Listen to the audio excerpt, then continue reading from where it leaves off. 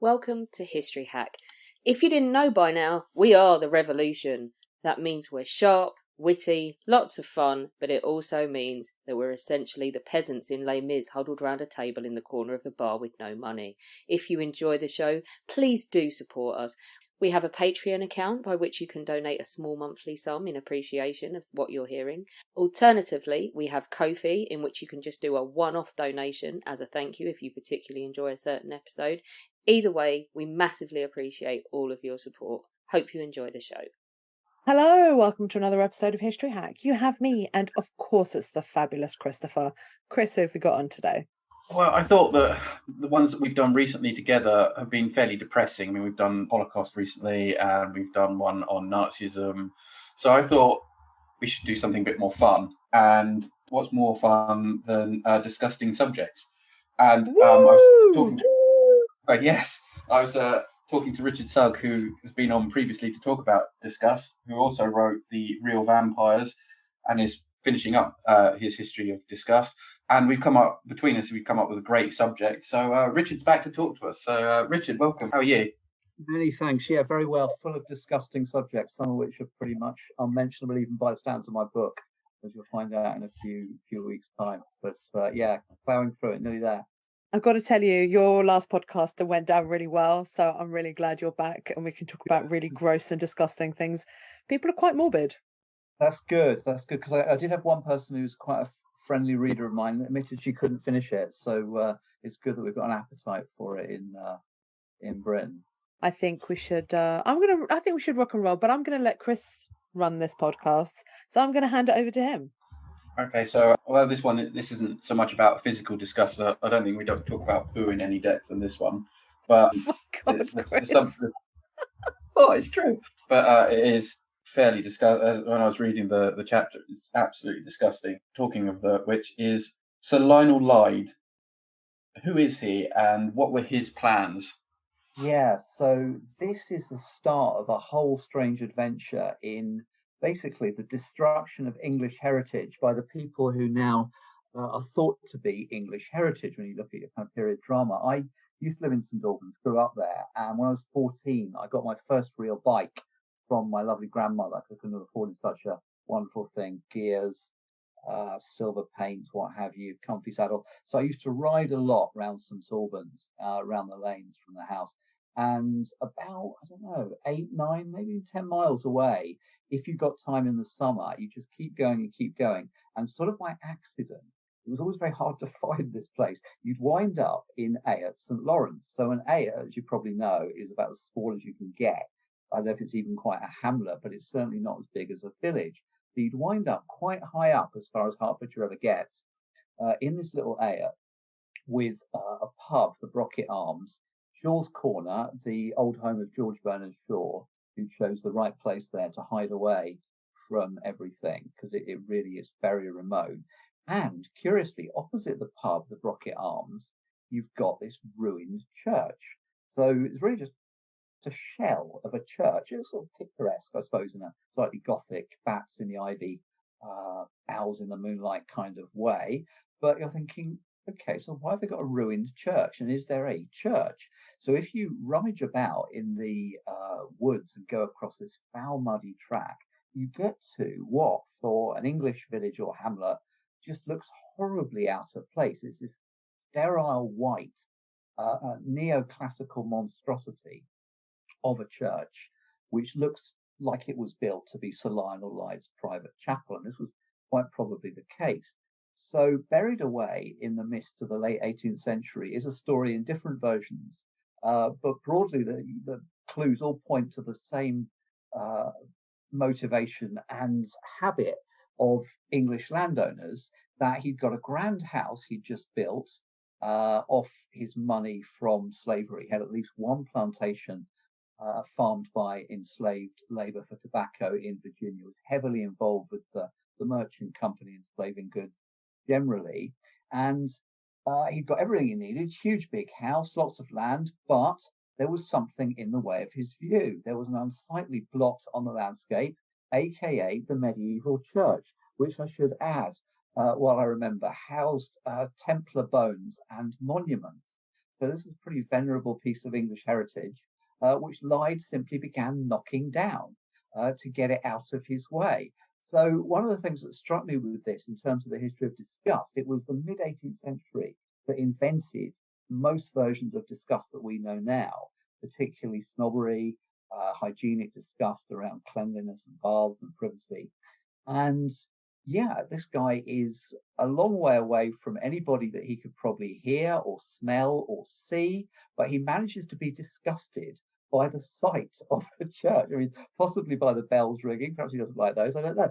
So there's different versions of this because it's so far back and you tend to not get records. One of the cruel ironies is that when you knock down the church, you've destroyed the records as well, probably.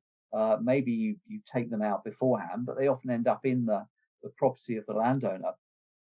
So either he started knocking it down and got all the way, or he was told not to knock it down by the Bishop of Lincoln, but it was too late.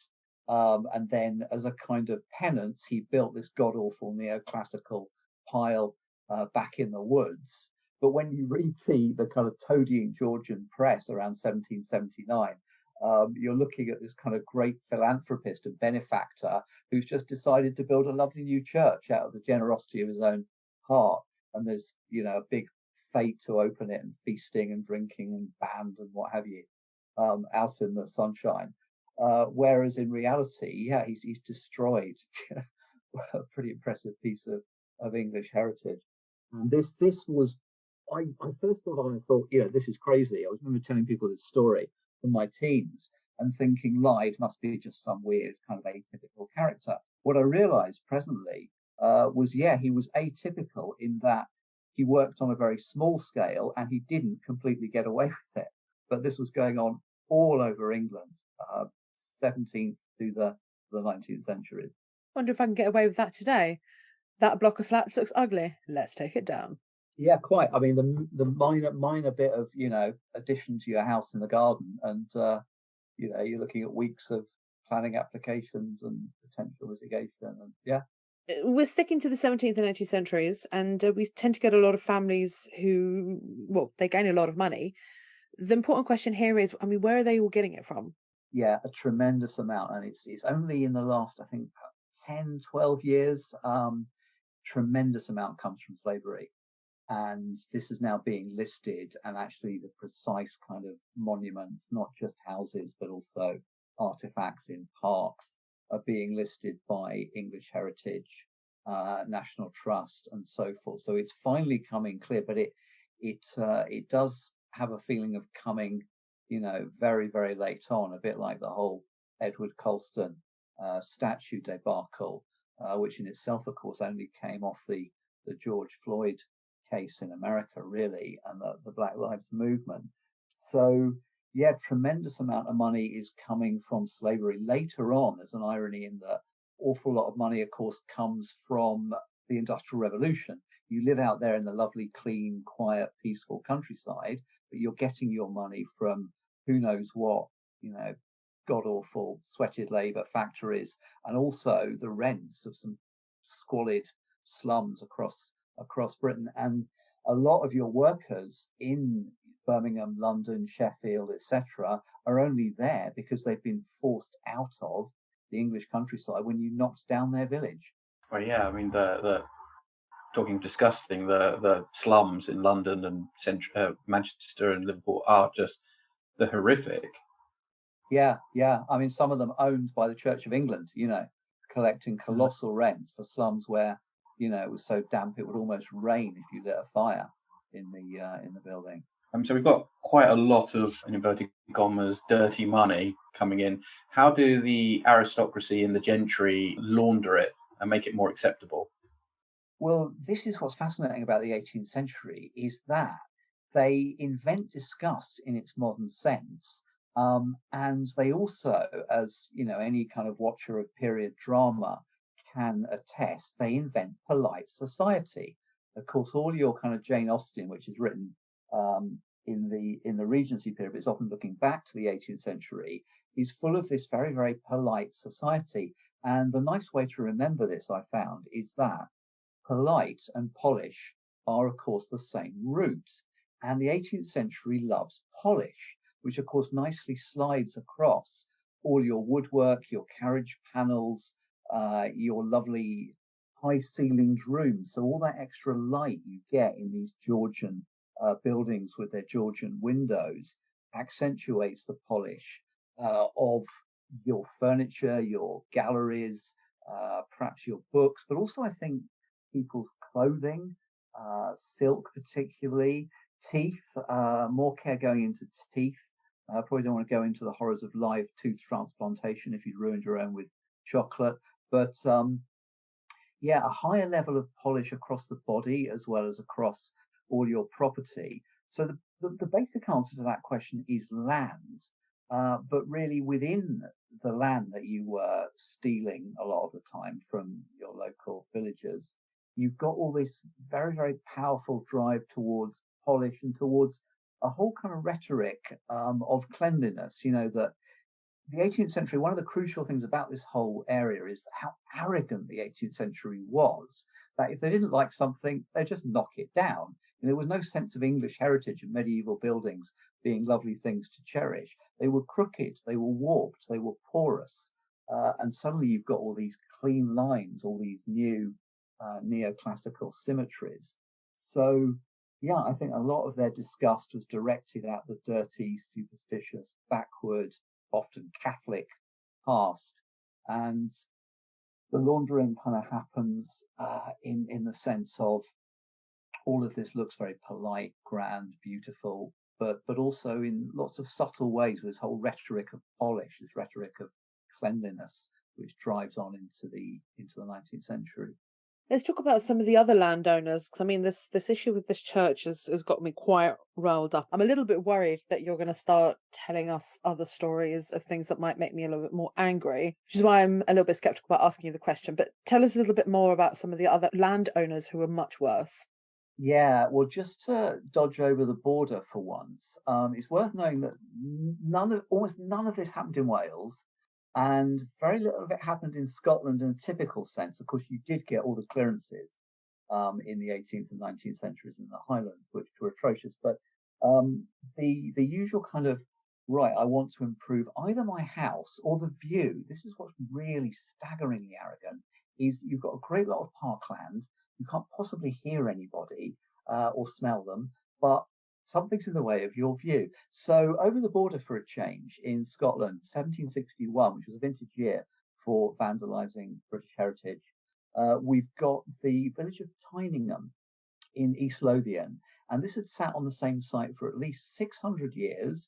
Its church of St Baldred, who died in 757, was one of three possible locations for the saint's bones, so even more reverend than this church in St Lawrence with the Crusader things in it. And along comes Thomas Hamilton, 7th Earl of Haddington, and he's landscaping the grounds of his house in 1761. And I give an account here from, I'm just trying to check my date on this, 1893, so late Victorian account of what he did.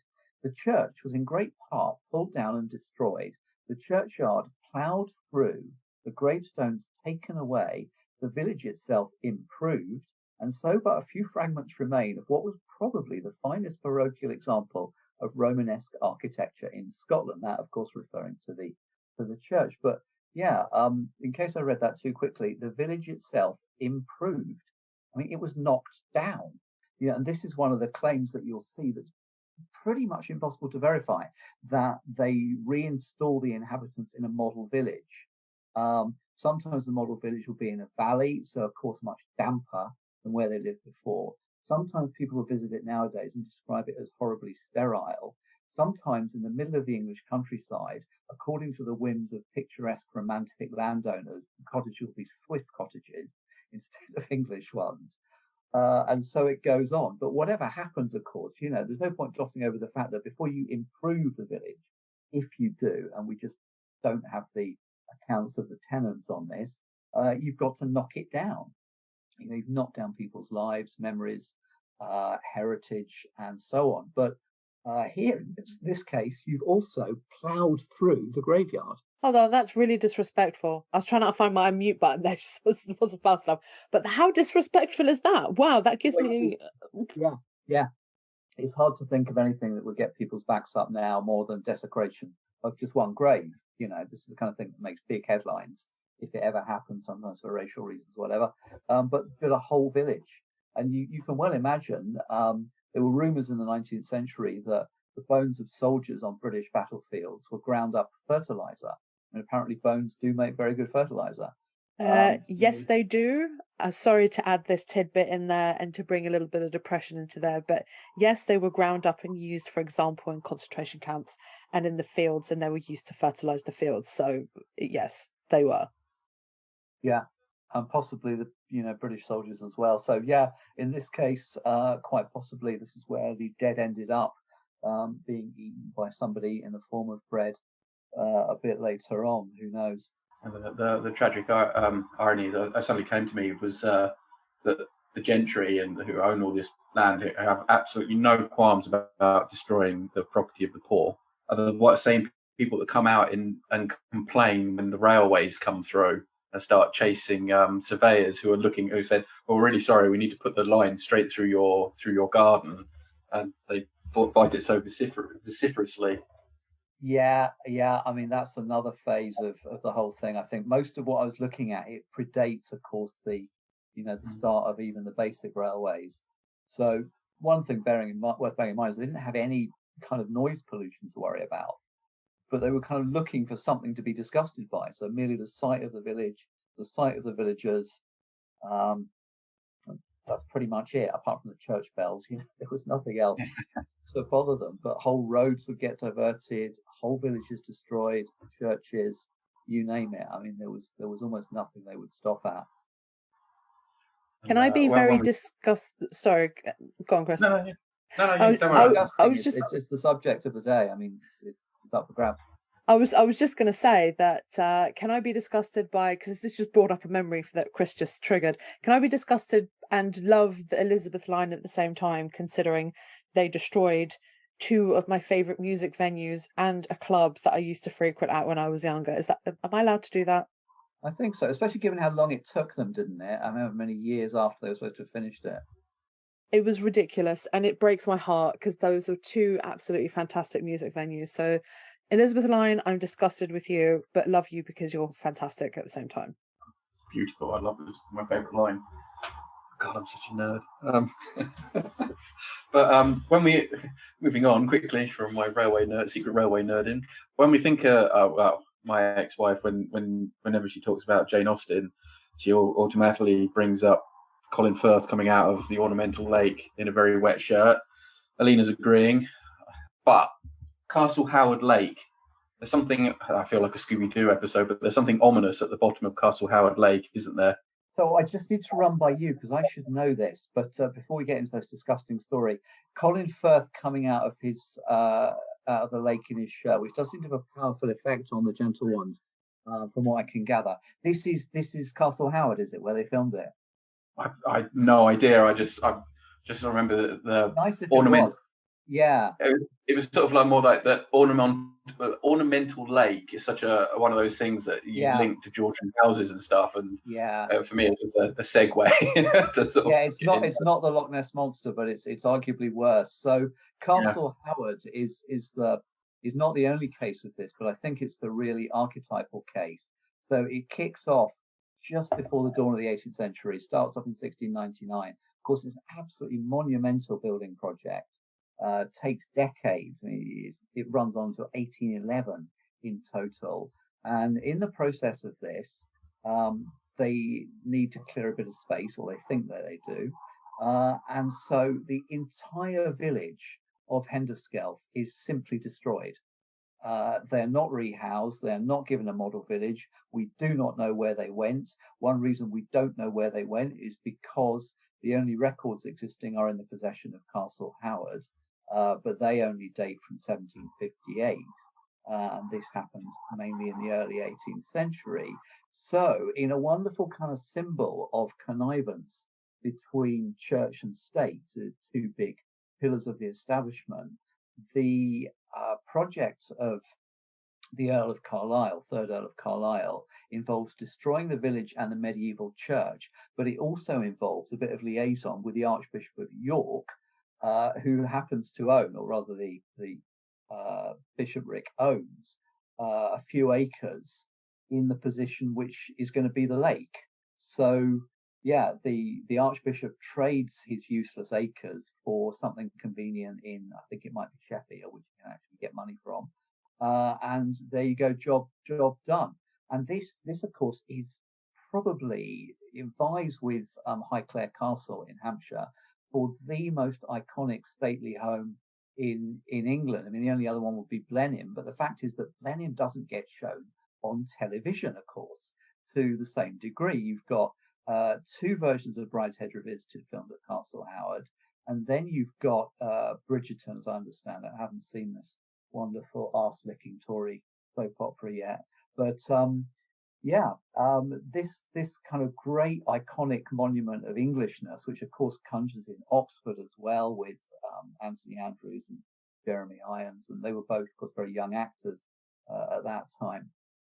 It's founded on this act of absolutely colossal and incredibly arrogant destruction, that you don't want this, and you not only destroy it, but you just bury the evidence.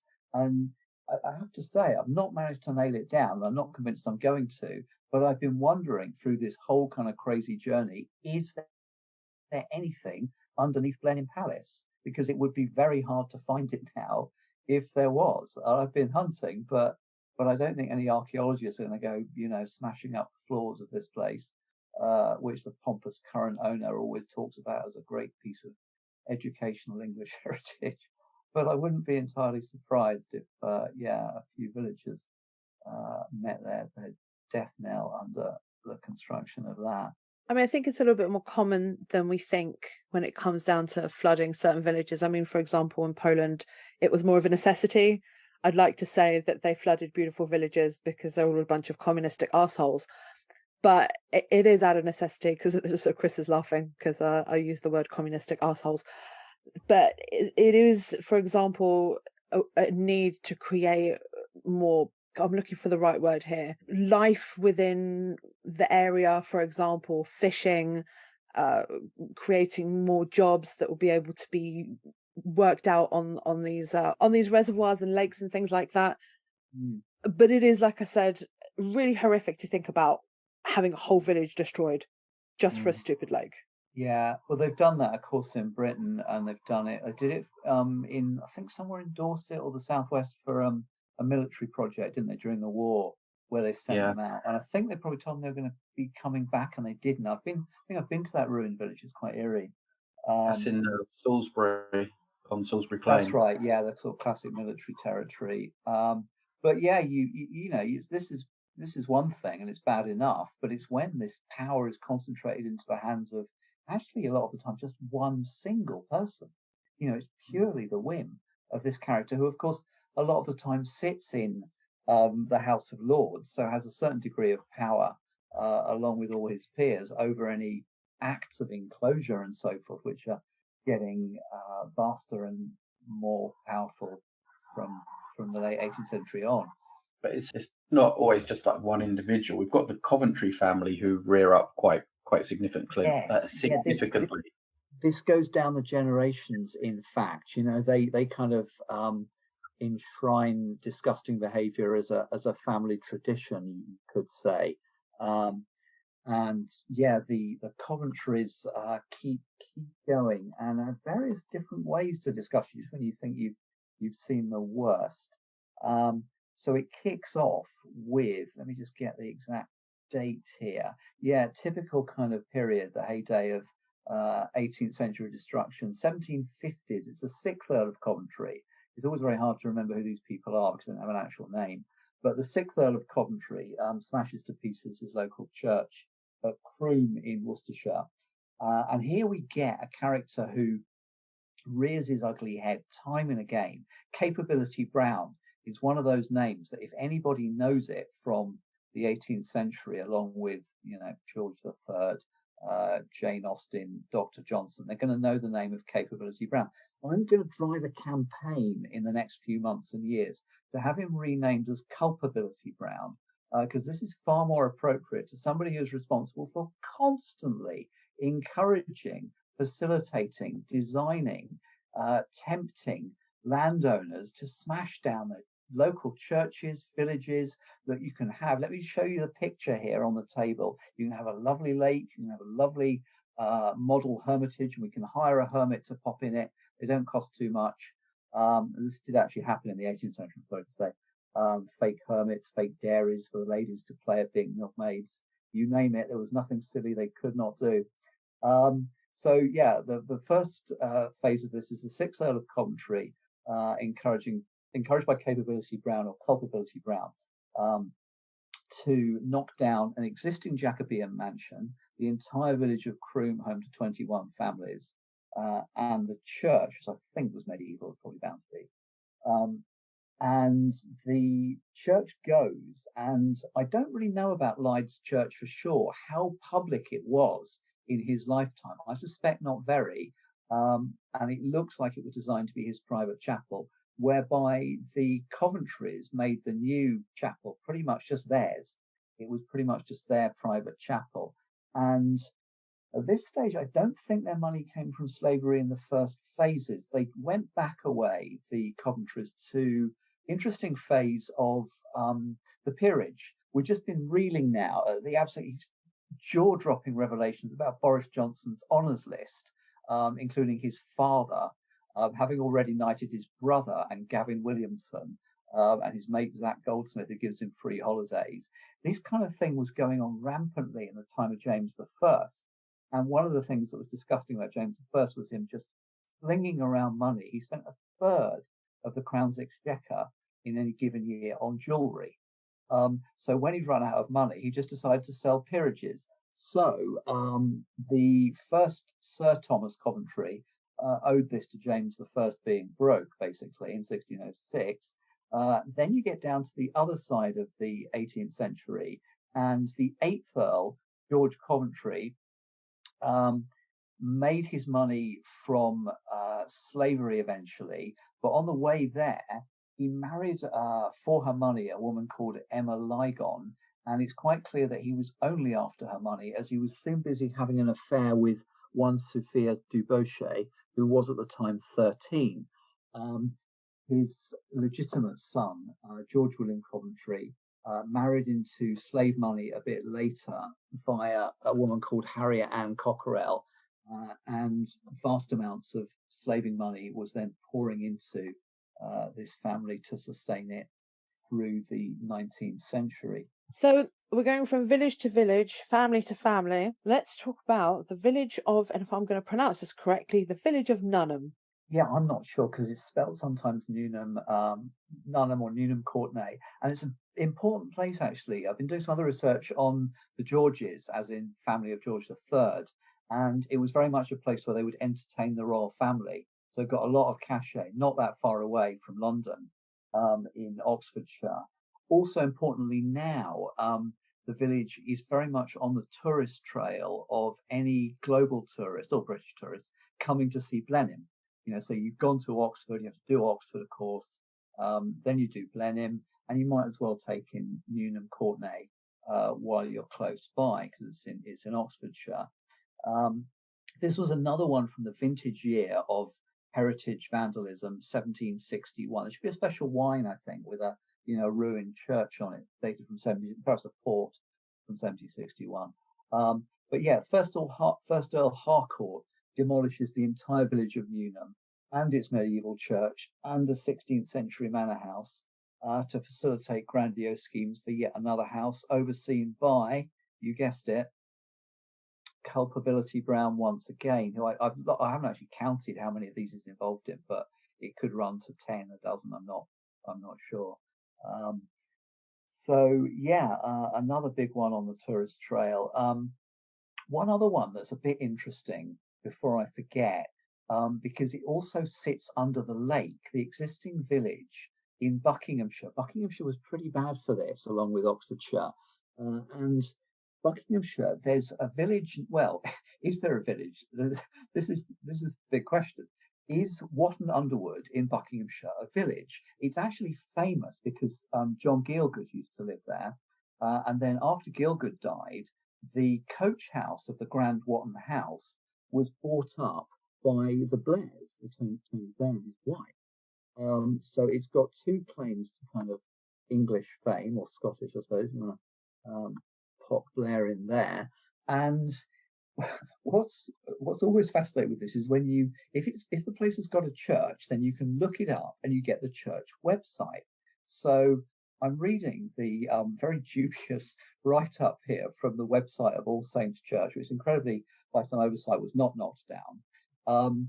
But it says, Watton Underwood is a tranquil village whose homes are, I quote, scattered across a wide area and are only reached by driveways or narrow roads. This makes Watton Underwood pretty unusual in that you cannot drive through it.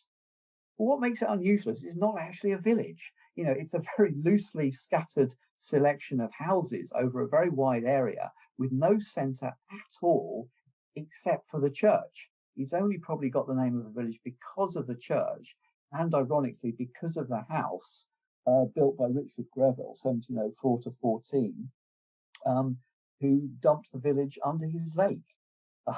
And if you look up Watton Underwood, when you get the images for it nowadays, there's a strong chance you'll get an image of the jolly biannual fete, which happens at the house. So you have a village fete in the site which originated the destruction of the village, or you have a village fete for a village which isn't a village, and it's really dubious to me that somebody there doesn't know this. I mean, you cannot find this out very easily looking at the church site. When you go on the local heritage portal, you can find it out in 2 minutes. So why don't they talk about it? The original vicarage was 17th century. The existing vicarage is 19th century. That's exactly the sort of thing that a vicar with time on their hands is going to know about. They're going to know about the heritage of their vicarage. I mean, it almost certainly fell down because there were no parishioners, So they rebuilt it in the 19th century. So yeah, when the Blairs get given a hard time by the Daily Mail for insensitive building projects, it's a bit rich in circumstances. The next one that we're going to come to, I found when I read it, I had to take a literal double take and reread it, because the double standard of what happens to the church of, here comes my bad pronunciation, Compton Muddock, is just awful, isn't it? Yeah, this is another culpability Brown affair. About 1772, the 14th Baron Broke de Willoughby, or Brooke de Willoughby, another pronunciation question, demolishes the medieval church of what was once Compton Murdoch. And again, just to improve his views, it's this whole kind of arrogant total landscape, total environment of the Georgian period. And yeah, if you look at the website again on Compton Verney, as it became, it blandly notes the vandalism of the old church, and then it adds wonderfully, you couldn't make this up, it adds indignantly that in 1988, the site's former owner made a number of unauthorized alterations to the interior of the chapel, including the removal of some of the pews and the pulpit. What actually happened, and you're not going to find this out on the website, is that the church was demolished by the Willoughby family. They take the trouble to pull their own tombs out of it and shift them into their new chapel, which, in my opinion, see what you think, is the ugliest chapel I've ever seen. And having done this, they obliterate the adjacent graveyard. And this has only come to light fairly recently, kind of literally, because there's been some foundations dug for a sculpture in the park, which showed up 3 medieval burials. And only now, this was 2019, 4 years ago, have they realized that the graveyard was much bigger than a map of 1738 indicates. So another kind of indication of how difficult it is to know about this destruction, what it involved, desecration of graveyards, corpses, and how big it was. It's very, very hard to find this out. So I've just realised the next question is about one of my favourite TV shows. I don't care what anyone says, you can jog on, because Downton Abbey is one of the greatest period dramas ever created, and I've sat on my chair whenever it was released on a Sunday, and I love it, and I can't wait for them to bring out another film. Please do not destroy this for me. Tell us about the real Downton Abbey. Okay, But don't Chris, destroy it for me. if you could block Alina's ears at this point, I mean, any virtues I think that Downton Abbey ever had, which were exceedingly slight in the early days, were completely annihilated when they killed off by far the best looking of the sisters. I mean, no contest, no question. And she dies in what episode is it? I mean, come on. I mean, who was scripting this garbage? Who chose that? Did she want to leave it? Perhaps she couldn't stand it. I mean, perhaps it was for her sake. I don't know. But yeah, in a purely objective sense, that was a very bad decision. So the real Downton Abbey is, in one sense, Highclere Castle in Hampshire. And they seem to have been short of money for a long time because it doubled up as Totley Towers in Jeeves and Wooster, which is a terrific period drama, very hard to beat, in the 90s with the inimitable Fry and Laurie. And it also doubled up often for firework classical concerts, because I went to one of them in about 99. And then before you know it, it's about as world famous as Castle Howard, or probably more so, I would guess more so, for being Downton Abbey. You know, it is the face of Downton Abbey. And the true story behind this, time to block your ears here, is not at all savoury. And I think what's particularly ironic about this is that Downton Abbey, to me, what really stinks about it, and I'm surprised at Julian Fellows, really, because he wrote Gosford Park. You know, he wrote one of the best ever aristocratic period dramas because almost all the characters are utterly hateful. You know, there's no question about it. One of them's ashamed of his wife and trying to get money. Another one's trying to get money. The grieving widow is at it with one of the servants hours after her husband gets stabbed. You know, you can go on and on. So Julian Fellowes is responsible for this, but he's also responsible for this incredible myth of the idea of this organic society. It's symbolized by that kind of dance at Christmas, where they're all dancing together in the hall, you know, servants and tops, all embracing, whirling around by the Christmas tree.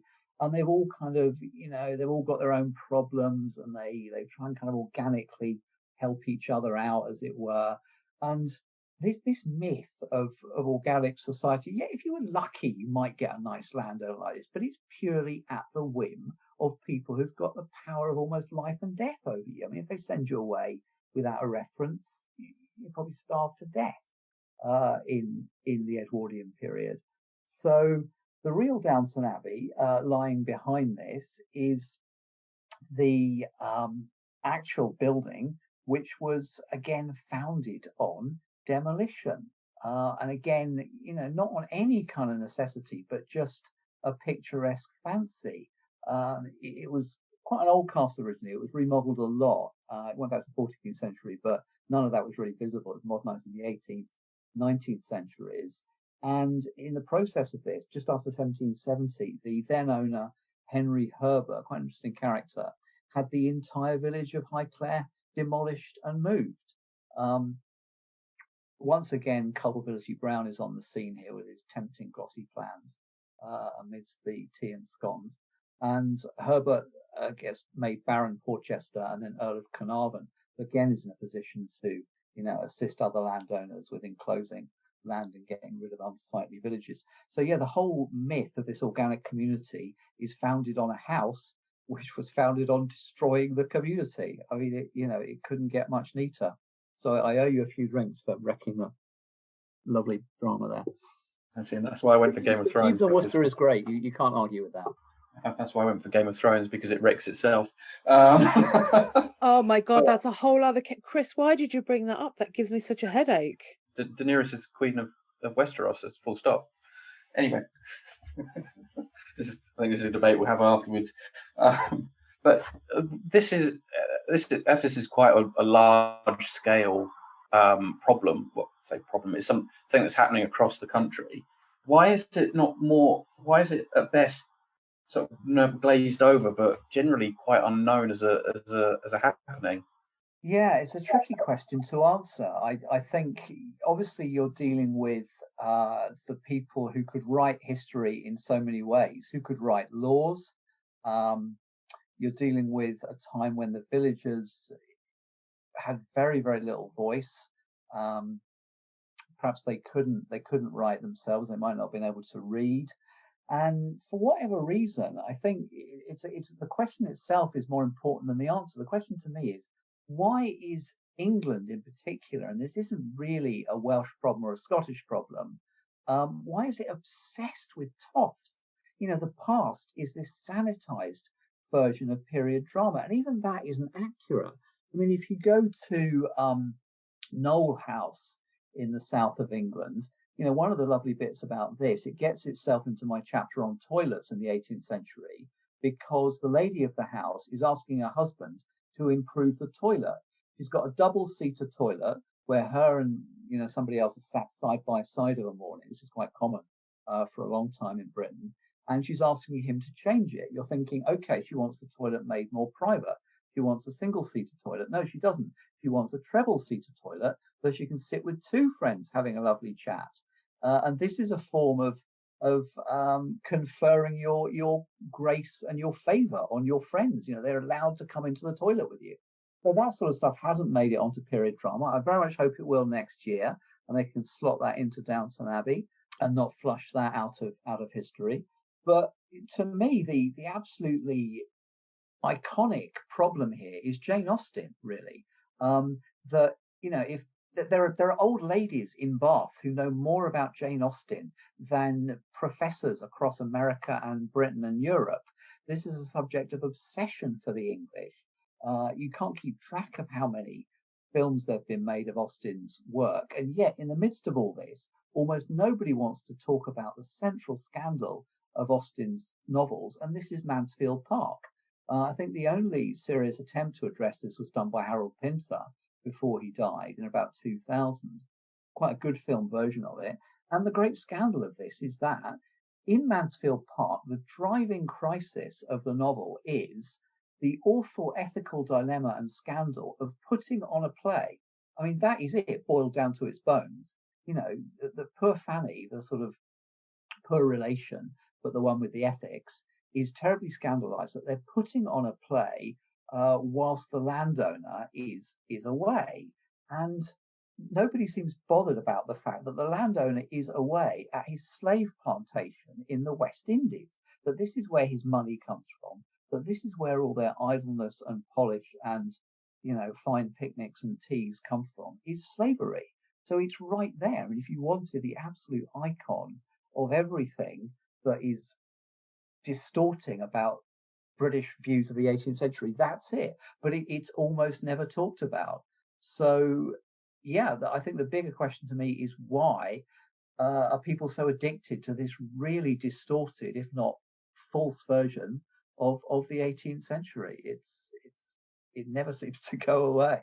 I think we all have this cloak over our heads because if it's not our time period, we can pretty much accept anything. But if it is our time period, something that we do study, I mean, we've brought this up on this podcast so many times, that we can sit there and yell at the TV screen, so, well, that was wrong. That didn't happen. That's impossible. Why didn't this happen? Well, that clearly doesn't work. So, yes. Yeah, I think what fascinates me is how, you're right, but how obsessed now we are with authenticity. I was watching, what is it called? The Lost Kingdom. It's quite well done, I think, about Alfred and the Vikings coming in and etc. In the 9th century, and it looks to you a glimpse or something. It flashes across your eyes for about 12 seconds. You see, oh look, that's a furry pig. That's a curly-coated pig. Did they get a deliberately authentic curly-coated pig, which hardly really gets a starring role? So they went to all that trouble, but they're quite capable of then saying, okay, folks, problems at the moment, sorry, not problems. We've got a few issues with the Vikings, a lot of raping, looting, pillaging going on. And this gets in every period drama you can name. There will be wonderful bits of authentic costume design, cars, carriages, but still they've got issues with something, 100 years ago, 1100 years ago. Language is the bit they don't, they wouldn't have to pay for it either. It wouldn't cost them much. They could stand me a bottle of wine. I'd tell them what to do. But yeah, language, they don't get that bit right. I just want to add one more thing before we move on to the next question. So you bring up language, that's just sparked something. So my institute and I were putting together a new film to do with deportations into Russia of Poles. and we're concentrating on an area of Poland, Vilnius, which was Vilna back in those days, and they Yeah. have very distinct accent, and it's kind of Yeah. very odd.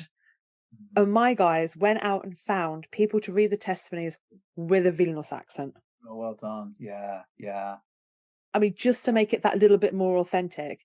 And yeah, it's incredible. It really makes a massive difference being able to see yeah, that authenticity. yeah. I mean, if you're Polish, my mother, used to watch with us All Creatures Great and Small, and she was always lamenting these fake Yorkshire accents because she came from Yorkshire. She left it quite young, but she still was moving amongst people with real Yorkshire accents, and they're not the real thing. So at the moment, I don't want to use the word woke, but there's a lot of reevaluating history and backgrounds and things. The National Trust have been quite quick to discuss where some of the stately homes owners have got their money from, but our English Heritage and National Trust look now more open about what was basically has been vandalized for the construction of these houses, or are they still keeping it quite hushed? No, the documents are now out there, and what's good is that they're online. You can get 100 pages, 200 pages, PDFs, and in areas where you get surprisingly little about Lyde, as I say, it was just purely a local accident that I knew about this guy. In areas like that, you can find very little on Lyde, but the most that turns up on him now tends to be on these new National Trust English Heritage sites. They're done in collaboration with academics, and particularly people from Bristol, which kind of makes sense in terms of Bristol's historic slavery powers. So yeah, they're doing a good job, I think, in lots of ways. One of the things, again, coming back to what we were just saying, really, that is a bit of a concern, and it's a little bit surprising that you're getting this from academics, is the language is not always what you'd expect. So if we go back to Croom, for example, where they lose the whole village and the medieval church at the hands of Brown and his employer, it tells you on the National Trust site that Brown, I quote, swept away the local village. I don't. Does that to you sound like it's destructive, or does it sound like it's sort of cleaning something up? To me, it's a little bit ambiguous, at least, that it sounds a bit like you're cleaning the place up or cleansing it. And when you get to the church, it tells us that Brown removed Croom's medieval church. Removed. I mean, what is it? Is it a litter bin or even a shed? I mean, you don't remove it, you smash it down. There's no other way to do it. It's burly men with sledgehammers, I would have thought, in the 18th century. That's how else you can do it. But clearly they did. So yeah, it's very tidy, very quiet, very smooth. Not what the reality was actually like, especially if you're the villagers whose ancestors are in the graveyard there, and whose ancestors told you stories about the church in the days of etc. So it's your community. I think your community, when you didn't move more than say 30 miles in and outside of your village, unless you were rich enough to do so, then your church and your pub were a big deal. I think that was your community, and there was a kind of fabric and texture of history within that you're never going to get that back. Yeah, I mean, I grew up in a small village in Kent, and it very much the pub and the church, even in the 1990s, they're the centre of the village, the centre of the community. Yeah. I mean, sometimes you'll still, these days you'll find a pub that is also a little shop as well when there's nothing else. Yeah. But yeah, it's been nice to revisit the 18th century. I was dusted off my Blackadder the other day and made sure I watched my episode about turnips, which has a special frisson now that we've learned. I don't know how it took us so long. I mean, we must have had turnips here since the Vikings were busy, desecrating them. It's taken us so long to really cherish them. I mean, that's one of the few good things that the Tories have done is to get us to cherish turnips, because we've got nothing else to eat. Yeah, I'm looking forward to making my turnip bolognese later. Yeah, turnip surprise with nothing in it but turnips. It'll probably get edited out, but my son's just got into Blackadder, and he said, "Oh, we've just watched the episode where he becomes an MP," and immediately I was reminded of the lines of, "I'm wearing this is the worst day of my life. I'm wearing a catskin white wind cheater. I've just ruined a priceless turnip." and now I'm about to be viciously murdered by a naked Tunisian sock merchant. Yes, and he's going to a fancy dress party as Emma Hamilton's pussy, wasn't he? Yeah. Well, yeah, I mean, and I think it's one of those just poisonous things about English society, particularly that these highly educated people from Eton, Harrow, Rugby, St Paul's, Oxford, and Cambridge, they're like infantile little dribbling babies if you put an honours list near them. I mean, still just absolutely enthralled to this medieval silliness about honours. And what I think this does is just kind of gloss over the fact that in the end, it's all money, and a lot of that money is dirty. That, the British aristocracy is really an oligarchy. Everybody's happy to slag off Russian oligarchs while sitting there in the midst of one of the worst oligarchies in history. If, running a society through public schools is not an oligarchy, I don't know what is. But one of our members of the House of Lords is now the son of an ex-KGB agent, guy who turned up only once in the last year to put his robes on, and of course appointed by Boris Johnson. But it's the ways to launder your dirty money. It just keeps on going, and it never stops. If they can clean up Stanley Johnson, good luck to them. I don't know. Yeah, Richard, thanks very much for coming and talking to us about this. This was something I'd never really thought of, and you're right. This is a cultural vandalism is absolutely disgusting, and also the views that the rich have. So it's disgusting on many different layers. But can you mind when is your book on history of disgust coming out? I hope end of March, early April, and it's actually going to be the first of a few. It's got such a big subject. I'm going to do one on ecology and one on politics, and the one on politics I really hope to get out around about April next year. I think it's going to be nicely timed. And it's the gift that keeps on giving. Disgusting politics is just every night, Absolutely. So you definitely have to come back and talk to us about that one. We can. That would be great. So, many thanks. Great hour. Thanks. Our incredible guests give us 45 minutes of their time to join us and talk about their work or their new book. This is just a small taster. As a result, we have launched our very own bookshop on bookshop.org, where you can find our guests' latest books. You can support them, and you can support us on History Hack. 10% of every sale via our bookshop supports the podcast and allows us to keep going and bring you more top-of-the-line guests. You can find our bookshop at bookshop.org/shop/History Hack, or search for us in the shop section. Thank you so much for your continued support. We really appreciate our listeners and supporters. So make sure you get down to the bookshop and grab yourselves a new book.